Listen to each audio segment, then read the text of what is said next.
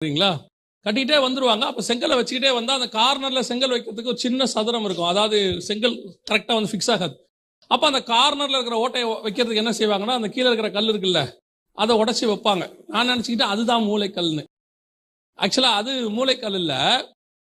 யாக்கோபு போய் 28ஆம் அதிகாரம் ஆதியாகமத்துல தலைக்கு ஒரு கல்ல வச்சு படுக்கிறாரு பாருங்க. படுக்கிறாரா?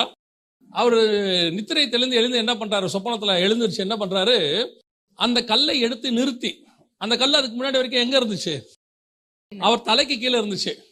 அந்த கல் அவர் தலை வச்சு ஏன் படுத்தாருன்னா, அந்த கல் அங்கே பெத்தேலில் தேவனுடைய வீட்டுல சும்மா கடந்த கல்லு. யாருமே யூஸ் பண்ணாம கடந்த கல்லு. அவர் போய் அதை தலைக்கல்லாக, தன் தலைக்கு கல்லாக வைக்கிறார். அதை எடுத்து நிமிர்த்தி அதன் மேல் எண்ணெய் வார்த்து அது ஆலயமாக மாற்றப்படுகிறது. ஆகாது என்று தள்ளப்பட்ட கல்லே தலைக்கு மூளைக்கல்லாக மாறியது.